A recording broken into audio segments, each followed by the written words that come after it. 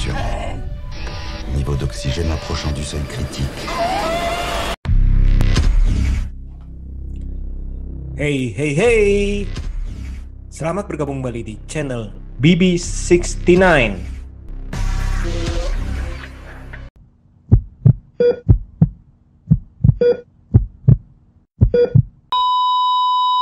Hey, hey, hey! Selamat bergabung kembali di channel BB69. Sobat BB69, pada episode kali ini sudah bergabung kembali dengan teman kongko BB69, yakni admin dari Sini Aja Channel. Apa kabar nih Bre Alfian? Alhamdulillah baik Mas. Gimana kabarnya BB69? Sehat-sehat. Kita harus sehat nih ya. Selalu produktif ya Mas ya. Harus. Nah, kali ini nih kita ingin membahas sebuah film sci-fi dari negara Prancis yang disutradarai oleh Alexander Aja yang sudah membesut film-film seperti Crawl, Horns, The Hills Have Eyes, dan beberapa film lainnya. Sedangkan naskahnya ini ditulis oleh Christy Leblanc. Nah, sedangkan untuk pemeran utamanya nih, sepertinya sih udah banyak memerankan banyak film nih, yakni Melanie Laurent. Ini udah bisa kita lihat di film-film seperti sebut saja nih, Inglourious Basterds, Enemy, Now You See Me, Six Underground, By the Sea, dan banyak film-film lainnya nih. Judulnya adalah Oxygen. Nah, gimana Mas? Udah nonton? Oxygen. Udah dong. Udah nonton dong, Oxygen dong. Udah mau ngasih tahu cara bacanya di Prancis. Harusnya tadi bukan Melanie Laurent ya, tapi harusnya Laurent. Oh, Melanie Laurent. Melanie Laurent sama yang tadi siapa writernya? Christy Leblanc. Christy Leblanc. Harusnya ada. Oke. Jadi Melanie Laurent sama Christy Leblanc. Leblanc harus ada aksen Prancisnya ya. Kasihan dia namanya salah dibaca nanti. Betul. Nanti tiba-tiba diprotes sama orangnya ya. Nggak boleh. Protes orangnya. Nah, untung si Bray ini nih sudah mengetahui karena sudah lama tinggal di Prancis nih konon. Udah setahun lah. Paris Van Java. Aduh, jadinya Bandungnya. Nah, tapi oksigen namanya sebutnya oksigen juga kan ya? Gimana? Oh, udah. Ya, maksudnya oksigen itu bahasa Perancisnya oksigen juga ya? Bukan? Ya, oksigen juga sih. Oksigen ini ada E-nya di belakang. Oksigen. Ini. Tapi E-nya nggak dibaca. Nah, ini kan dari sinopsisnya sendiri kan kurang lebih seperti ini. Maksudnya ada seorang wanita yang tiba-tiba terbangun, dia ini berada di suatu chamber. Kita ngomong ya, karena awalnya itu nggak tahu nih kita chamber apa nih. Terus habis itu dia ini permasalahannya adalah dia tidak tahu di mana, dan yang lebih parah lagi dia tidak ingat siapa dirinya. Nah itu dia. Itu dia tuh. Jadi istilahnya itu premisnya dan inilah yang pengen diangkat di film ini. Nah kalau Mas ini waktu itu nonton itu emang sudah tahu akan ditontonnya seperti ya, maksudnya premisnya seperti itu, apa nonton buta aja asal ini ada film baru nih, nonton ini langsung atau gimana? Sudah langsung nonton sih sebenarnya. Langsung nonton. Cuma lihat kayak ini film yang ditunggu-tunggu juga gitu kan, daftar film yang ditunggu-tunggu. Belum sempat lihat trailernya, tapi langsung nonton sih. Nah. Dan itu benar kayak premisnya udah oke sih. Tapi dibawainnya nanti berbeda. Itu sih yang gue dapat nanti. Oke. Nah, kan kurang lebih kan udah bisa menonton tanpa mengetahui istilahnya tanpa mengetahui apa-apa. Apa nih yang kesannya dalam waktu menonton ini? Tegang sih sebenarnya. Tegang juga karena mikirin juga kalau misalkan gue di posisi mbaknya nih, Mbak Elizabeth itu. Kayaknya bakal juga bingung sama mikir, apalagi dia kan lupa ingatan sih. Jadi benar-benar kayak wah gila sih kalau misalkan di situ benar-benar apa yang akan gue lakuin sih. Itu ya rasanya kayak ini kan cuma di satu tempat kan, cuma ditabung kriogenik doang kan, dan iya dia nggak tahu apa-apa, dia kayak lupa ingatan gitu, dan dia berusaha mencari tahu siapa dia. Nah itu sih yang jadi istilahnya yang diangkat di sini tuh benar-benar gimana dia mecahin masalahnya, gimana dia bisa tahu siapa dia, kenapa dia di situ, dan itu jadi intinya sih di sini. Keren sih. Sebenarnya sih itu pertanyaan yang terakhir yang saya pengen nanya sih itu, tapi ternyata si Bre ini udah ngomong duluan nih. Nggak apa-apa. Sorry. Kayaknya Kita langsung tembak aja. Gimana kalau Mas itu jadi dia? Dalam arti dalam keadaan bangun-bangun nggak inget siapa nih saya, terus nggak tahu saya di mana, cuman ruangan sempit, bisa cuman ruangannya sih nggak terlalu sempit sih karena masih bisa gerak-gerak ya, dalam arti berbeda dengan film Murid yang di mana sempit, benar-benar sempit.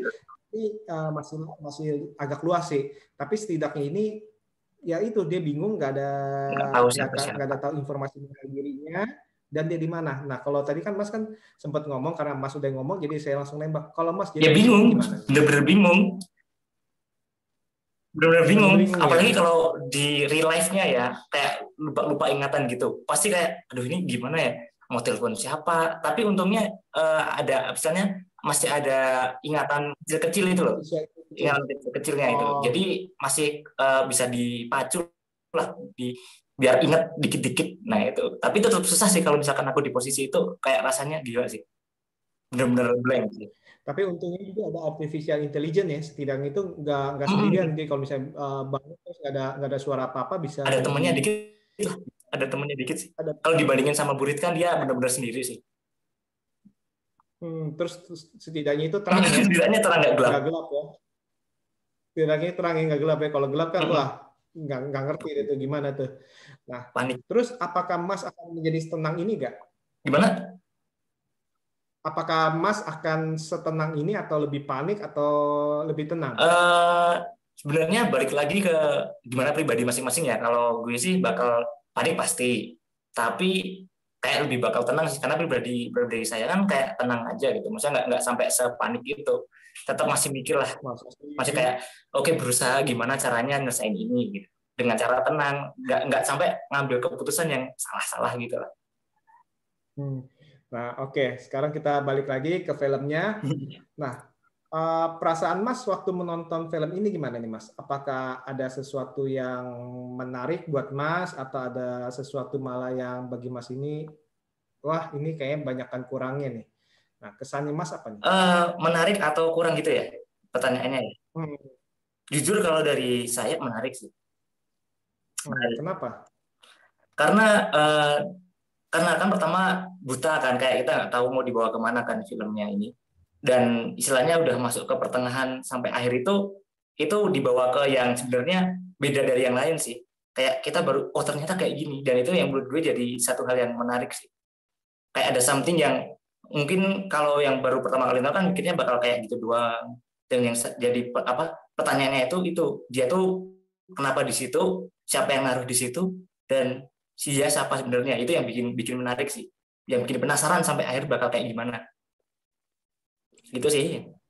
Kalau dari penuturan ceritanya menurut Mas ini termasuk oke gak nih? Dalam arti kan kadang-kadang dia ada kilas balik, terus kadang-kadang dia maju, kadang-kadang kilas balik lagi.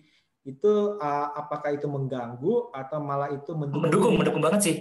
Jadi kayak kita tahu kan dia kelas baliknya kayak gimana, dan jadi untuk apa ya, poin-poin misterinya sih yang didapat, kayak kita merangkai masa lalunya biar kita tahu dia itu sebenarnya siapa, dan itu mendukung banget sih di sini, nggak ganggu sih sebenarnya, dan tulisannya sebenarnya juga menurut saya pribadi itu udah bagus sih, maksudnya kayak nggak terlalu lompat juga sih antara masa lalu sama sekarangnya gitu, masih ada sambung-sambungnya dikit, dan benar-benar itu dibangun untuk nanti di paruh kedua sama ketiganya, yang itu benar-benar nanti bagus sih.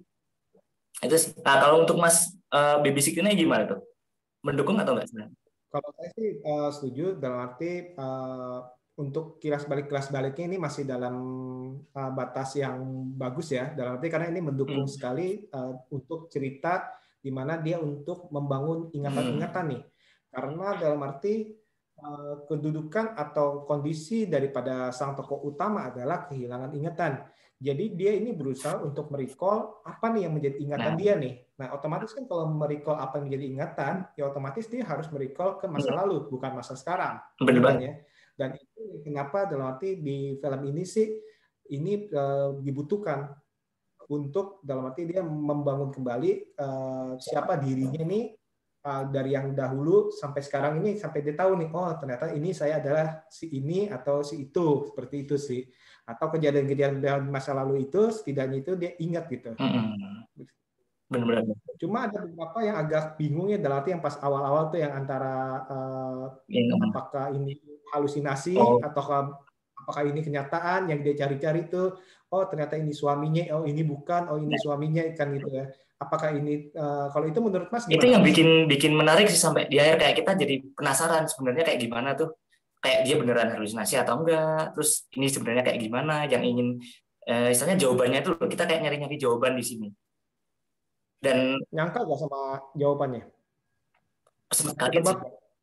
Sempat kaget sih. Ya mungkin kayak sedikit agak ketebak, tapi kan awalnya kan buta banget ya, kayak aku cuma istilahnya mencoba untuk enjoy aja tanpa menebak-tebak.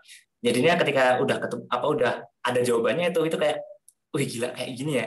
Itu paruh ketiga ya. Paruh ketiga itu udah bener-bener tensionnya mulai kerasa sih. Thrillernya mulai kerasa banget. Di awal-awal kan masih biasa tuh, konfliknya baru dibangun pelan-pelan. Masa lalu, masa sekarangnya, kelas baliknya masih dibangun kan. Masuk paruh ketiganya itu mulai sih kerasa. Thrillernya malu bikin kaget sih sumpah. Kalau yang Mas Bibi Signay kalau nonton kan tahu lah yang saya maksudkan, yang ketika kagetnya di mana ketika udah reveal semuanya, itu kagetnya di situ. Dan yang satu lagi mungkin yang belum diingetin kan, namanya juga oksigen ya di sini. Itu tuh ketika dia mencoba untuk mengingat kembali masa lalunya, itu juga dikejar-kejar sama dikejar waktu oksigen level di tabung itu tuh semakin menipis sih. Itu yang kurang kita bahas ya dari tadi ya. Oh iya betul. Ini soalnya bukan hanya soal dia inget-inget aja nih. Dikejar waktu dengan istilahnya kadar oksigen yang makin menurun. Kita namanya kayak stowaway ya. Oksigennya berkurang. Oksigennya setiap kali itu diingetin ya. Nah itu dia tuh. Itu yang kadang-kadang itu membuat kita sebagai penonton juga merasakan, oh ini gimana nih, cepetan kan nih, cari tahunya, cari jalannya gimana nih supaya keluar, gimana, apa siapa dirinya, pemecahannya gimana sih. Nah, itu sih. Bikinnya tensionnya itu sih, oksigennya makin nipis, kayak kita kayak gimana nih, beneran kayak gimana nih, bakal gimana jadinya itu. Dikejar sama waktu, oksigen lah, bener-bener gokil sih. Gokil sih. Kalau ini kan tipe-tipe film Perancis atau tipe-tipe film Eropa kan nggak terlalu digeber nih, istilahnya digeber adrenalin kita nggak dimainin naik turun berbeda dengan salah satu beberapa film misalkan Burit dan lain-lain itu. Tapi kalau film-film Hollywood dan lain-lain itu kita dipermainkan emosinya itu, baik itu dari karakternya, dari waktunya, dari musiknya, segala macam itu. Nah kalau ini kan mungkin ada beberapa orang bilang ini agak datar ya, istilahnya nggak terlalu melonjaknya juga nggak terlalu kayak spike, nggak naik turunnya itu nggak terlalu roller coaster. Nah kalau menurut Mas gimana Mas?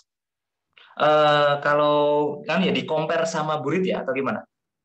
Atau sama film-film lain yang dalam arti yang memainkan tensionnya naik turunnya itu agak tinggi. Saya ambilnya Burit juga ya, yang setipe ya, dia sama-sama one man show di satu tempat juga. Itu kalau di sini memang ya sebenarnya memang datar sih. Kalau di segi konflik yang naik turunnya itu memang datar. Kalau dibandingin sama Burit yang bener-bener kayak dinaik-naikin tuh tensionnya, kayak dia teriak-teriak, marah-marah sampai bener-bener panik di situ kan. Tapi di sini menurut saya lebih ke realistis ya, rasional ya. Itu gimana ya? Dia kayak datar, tapi jadinya lebih ke natural, saya mikirnya. Kalau dibandingin sama kalau misalkan Burit itu tadi, dia kayak lebih ke terlalu berlebihan dalam tension konfliknya itu terlalu berlebihan dia di situ. Dibandingin sama yang oksigen ini. Itu yang saya pikir kalau di-compare sama yang sejenis, walaupun datar tapi udah bagus sih. Kelihatan lebih natural aja di sini. Dia misalnya kayak dalam ambil keputusannya itu kayak kelihatan nggak terlalu bodoh juga, nggak terlalu pinter juga. Jadi dia kayak lebih pas-pas aja lah. Dia kayak naturalnya kita kalau ambil keputusan. Sempat buat kesalahan, tapi juga ngebenerin kesalahan sih. Nggak terlalu fatal banget sampai kesalahannya tuh keputusannya sampai segitu banget. Nah kalau Mas Bibi Sitina gimana? Kalau dibandingin sama Burit nih, saya tanya. Kalau dibandingin dengan burit emang benar sih, nama apa tensionnya itu burit otomatis kan naik turunnya lebih berasa ya. Habis itu kalau di sini memang bisa bilang ini tanda kutip itu lebih natural ya, terasanya lebih natural.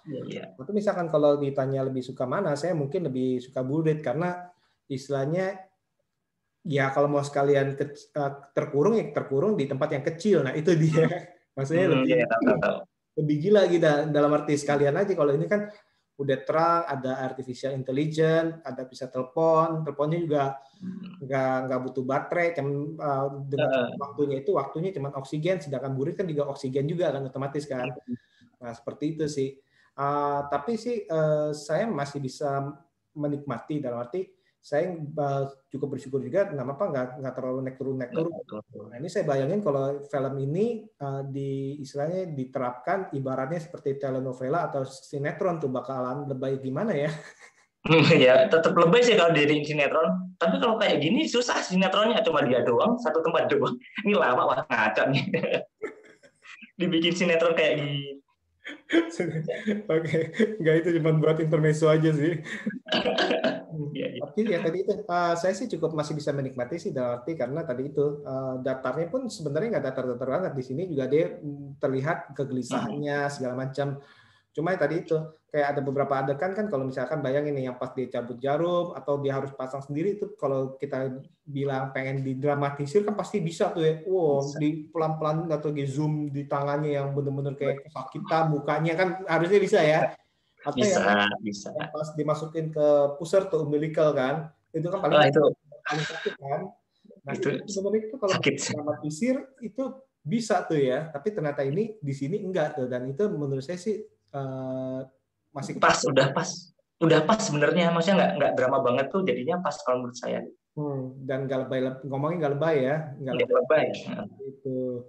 Nah, sekarang ini kan tadi kan udah kita ngomongin beberapa nih. Nah, sekarang tadi kita udah ngomong dia itu gimana? Terus habis itu ternyata itu endingnya itu seperti itu cukup mengagetkan ya. Dan yang pasti ini ternyata itu di ending itu dibukakan bahwa bumi itu sedang kena penyakit nih, dan benar-benar relate dengan kita zaman sekarang nih, pandemik ya. Pandemik banget nih, relate sama sekarang. Dan itu benar-benar wah ternyata ini kayak gini nih, sampai dia pakai masker terus muntah darah segala macam. Nah, itu istilahnya kurang lebih waduh ini relate juga nih, jangan-jangan nih nanti suatu saat kejadian kayak gini gimana nih. Nah itu kira-kira nih semuanya itu tuh koloni yang oke, ini spoiler alert ya. Kira-kira koloni semua yang dikirim itu sebenarnya itu cloningan bukan? Spoiler alert ya, itu cloningan sih. Cloningan semua. Cloningan yang di satu pesawat itu cloningan semua. Nggak ada yang maksudnya nggak ada sukarelawan yang di itu ya? Ya itu dia sukarelawan kan si Elizabeth Hansen ini. Nggak sukarelawan untuk di-cloning kan? Maksudnya bukan manusia yang ditidurin bukan ya? Enggak.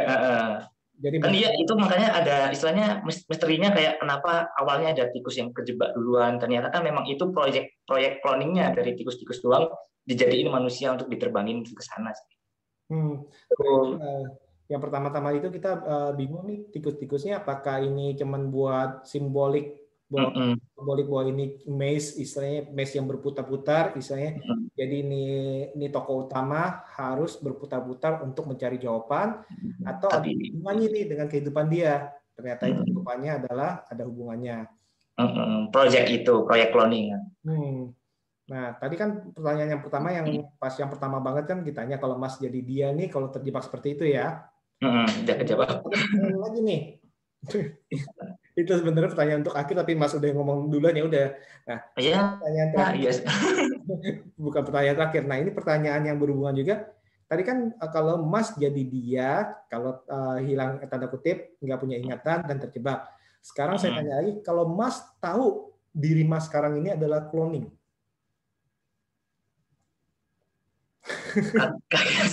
Kaget sih, bakal kaget sebenarnya, kaget beneran. Kayak nggak nyangka aja, kayak sadar terus tiba-tiba tahu kalau cloningan. Itu gitu. Loh, kok gue kaget sebenarnya. Kaget sih. Tapi itu sih kalau di film ini, kalau kita balikin ke film ini ya, dia kan sebenarnya profesor kan, masih ada peringatan di dalam dirinya profesor sama tujuannya dia di cloning. Jadi dia masih bisa stabil sih. Jadi kayak oke, kalau gitu aku lanjutin misinya. Tapi kalau human being biasa kayak kita yang tiba-tiba tahu di cloning, bakal kaget banget dan ngapain gitu ya. Kok saya cloningan, terus gimana? Terus saya mau ngapain gitu loh. Saya yang kalau yang KW jadi Sabtu nih saya nggak bisa bisa-bisa kan, wah ya gue cuman cloningan, ya udahlah mendingan gue mati aja tuh, gue buka lah tuh, saya kan bisa aja kan kayak gitu ya, kan. bisa banget sih. Tapi kan kayak kita jadi kayak punya kehidupan juga sih sebenarnya. Iya nggak sih? Tadi itu untungnya sih dia ini masih punya ingatan bahwa dia itu dia itu waktu masih hidup, misalnya di yang kehidupan yang pertamanya itu, misalnya dia itu ya punya misinya seperti ini. Nah dia ada ingatannya itu. Coba kalau dia nggak ada ingatan sama sekali, pasti kan dia kan lebih shock lagi sebenarnya, tujuan hidup gue di cloning buat apa? Gunanya gue buat apa? Gue ternyata itu teman cloningan, ya buat apa gue hidup, istilahnya gitu kan? Nah, benar-benar. Nah, gimana? Ya ini sih cukup menarik sih, dalam arti hal ini cukup menarik karena biasanya kan kalau film-film yang berhubungan dengan cloningan kan biasanya kan untuk donor organ ya biasanya ya, kayak organ dan lain-lain, itu biasanya itu ini orang di cloning ya buat organnya diambil buat dijual oleh tanda kutip orang aslinya karena orang aslinya sakit segala macam ini. Tapi kalau yang ini justru untuk pindah misi ke planet lain, seperti itu sih. Ini sih cukup menarik sih, maksudnya di luar dari tema yang ada, seperti itu sih. Kalau menurut Mas gimana Mas? Dengan tema? Ya setuju sih. Jadinya temanya keluar, tapi itu yang jadi bikin hal yang menarik di film ini sih. Terus ini mungkin tadi kan ternyata tadi ada pertanyaan terakhir kan dari Mas yang udah kejawab di depan. Sekarang gantian tanya nih, mungkin masuk ke spoiler juga ya, karena ini berhubungan ke endingnya juga. Nah, menurut Mas Bibi Setiawan sama Mas Bibi 69 ini endingnya gimana? Puas kah atau enggak? Puas sih, walaupun anti klimaks ya. Bisa bilang itu anti klimaks, tapi puas sih. Seharusnya sebenarnya ya, kalau saya pribadi, seharusnya itu endingnya itu adalah dia itu sampai ke jadi kokon, istilahnya jadi ditutup lagi, terus ending. Kita nggak dikasih tahu dia bakal selamat, dia bakal sampai tujuan apa enggak. Habis itu udah tamat. Nah kalau ini kan saya nggak tahu tuh apakah ini cuman istilahnya tanda kutip impiannya dia, misalnya dia sama suaminya di planet yang baru, dengan planet yang baru melihat laut segala macam, atau itu adalah beneran. Nah gitu ya. Itu juga sebenarnya ini sutradara juga nggak ngasih tahu kita jelas nih apakah itu benar atau khayalan tanda kutip impian dia aja sih. Tapi kalau saya lebih suka itu udah ditutup terus lampunya dimatiin, plek, udah. Seperti itu kalau saya pribadi. Kalau Mas setuju banget. Lebih bagus lagi kalau endingnya memang udah ditutup selesai. Jadi open ending. Kayak kita nggak tahu dia bakal selamat ke sana atau enggak. Itu malah mungkin jatuhnya jadi lebih bagus daripada endingnya kayak gini. Itu gue ngerasa jadi kayak agak kayak ngutus harapan gitu ya, kayak udah dibangun terus udah sampai sana, entah itu halusinasi atau kenyataannya si profesornya ini, tapi jatuhnya jadi kayak agak kurang sih sebenarnya. Ya puas sih puas, tapi agak kurang aja. Dan setujunya memang mending pas ditutup tabungnya udah selesai, itu bakal lebih bagus. Terus pas end credit itu harusnya ada getaran geruduk. Jadi kan kita nggak tahu apakah itu meledak apa enggak. Nah itu jadi pertanyaan itu masih jadi bagus tuh endingnya, ratingnya bisa naik tuh nanti. Yakin. Geruduk. Soalnya kan buktinya kan pas dia itu kan ada yang udah mati tuh keluar dari itu kan. Nah itu kan tanda tanya juga tuh dalam arti. Ya kan kok bisa ini apa yang terjadi nih? Apakah dia kena meteor apa kan? Harusnya kan seperti itu sih. Nah itu kayak itu Inception gitu loh. Jadi dia muter-muter ininya muter gitu dan di zoom aja ke situ tiba-tiba kayak mau jatuh atau enggak dimatiin. Sama kan jadi kayak itu udah sampai dia ketutup full, good night, matiin, plek, terus geruduk udah.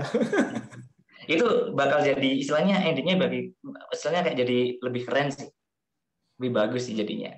Hmm, hmm.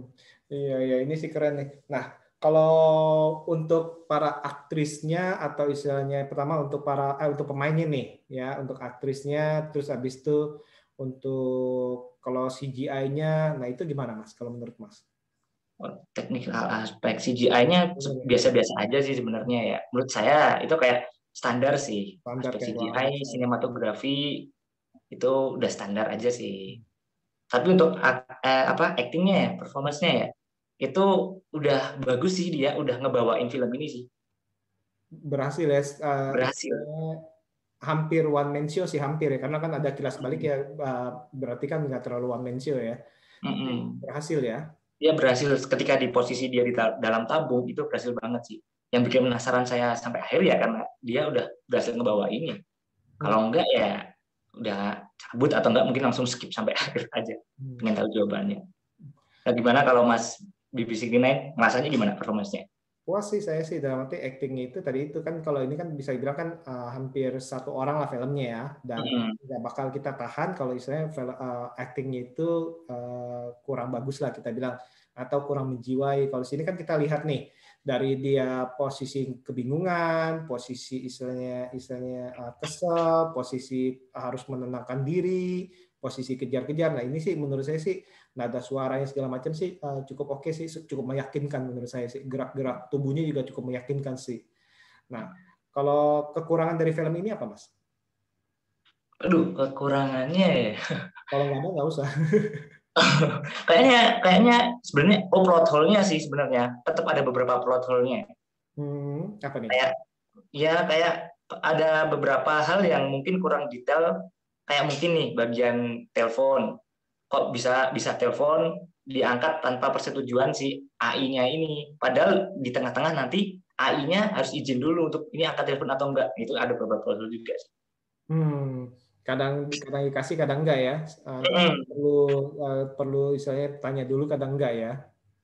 Ya itu kayak beberapa hal-hal kecil yang jadi plot hole yang agak ganjil juga sih sebenarnya. Kayak jadi kurang, lah ini gimana sih? Kurang stabil aja gitu. Di awal dikasih izin, di akhir nggak dikasih izin. Ya mungkin di bagian plot hole aja sih. Kalau saya cerita udah bagus. Pacing, durasi juga udah pas sih. Kalau saya pribadi sih kekurangannya itu mungkin ya tadi itu kurang sempit aja sih. Kurang dibikin ya. Jadi kita lebih takut, lebih tegang gitu. Pergerakan ini dan kurang ya terlalu mewah. Ini kayak sentuhan futuristik sih jadinya ya kalau dibandingin gue ya. Dan dari situ sih kita juga udah bisa menduga, dalam arti meraba-raba nih kok bisa cukup keren juga nih, ada segala macem nih, dalam arti ini apa nih istilahnya, udah mulai ngebayangin nih ini apa nih. Nah kalau misalkan benar-benar flat aja kan kurang lebih kan bisa lah, dalam arti ya bisa pasti bisa lebih kita bertanya-tanya. Tapi kalau ini wah ini kok kayak ini masa depan nih, kayaknya ada sesuatu yang mau dibawa nih di belakang ini, seperti itu sih. Setuju banget. Jadi beda di sini. Keren sih ini menurut saya sih keren nih, apalagi twistnya itu bagus sih. Itu di luar dugaan saya, itu benar-benar di luar dugaan saya sih twistnya. Setuju banget. Nah untuk sebelum kita tutup nih, kata-kata penutup untuk film ini apa nih? Keren sih. Sentuhan baru dibandingin dengan film-film lain yang istilahnya masih biasa lah. Maksudnya film-filmnya biasanya kayak gitu. Yang ini ada sentuhan baru. Bulan ini lah, tahun ini juga sentuhan baru. Tentang one man show, kan jarang orang nonton one man show juga kan. Jadi ini mungkin salah satu konsep baru. Walaupun bukan konsep baru juga ya. Gimana ya maksudnya? Sentuhan. Film baru lah. Yang misalnya kalau orang nonton jadi ternyata film dengan satu orang dengan satu tempat juga bagus juga. Nggak perlu yang banyak casting, banyak tempat gitu sih. Dan lagian juga sentuhannya itu istilahnya walaupun premisnya lama tapi sentuhannya baru itu jadi seger ya. Jadi seger. Jadi ditonton atau di skip? Oh, ditonton. Wajib nonton ya. Wajib nonton. Karena memang baru sih, fresh banget sih. Oke nih. Thank you banget nih Bre untuk menjadi teman kongko BB69 pada episode kali ini nih. Nah, untuk sobat BB69 sekian untuk episode kali ini. Jangan lupa nih untuk subscribe ke BB69 channel dan juga Sini Aja channel. Nah, ini kemana nih? Ke YouTube, IG, atau Letterboxd XD, atau kemana nih? Ada di mana aja, Mas? Iya, di YouTube pasti, dicari aja Sini Aja di YouTube, di Instagram juga bisa Sini Aja channel, dan juga bisa di Letterboxd ID juga kalau mau follow di sana. Sini Aja channel juga. Oke, jadi semuanya sama tuh, Sini Aja atau Sini Aja channel. Yang Sini Aja di YouTube-nya aja. YouTube-nya aja ya. Nah, itu keren-keren tuh. Review-reviewnya juga selalu nih up to date nih. Selalu ngejar. Selalu ngejar. Oke. Sekali lagi Bre, terima kasih sekali karena sudah menjadi teman bincang-bincang untuk film Oksigen yang cukup keren yang harus ditonton nih. Ini benar-benar menurut saya ini wajib ditonton lah karena ini ada sentuhan yang segar. Untuk para sobat BB69, jangan lupa dengarkan episode-episode kami selanjutnya tentunya dengan tema yang berbeda. Oke, see you. See you.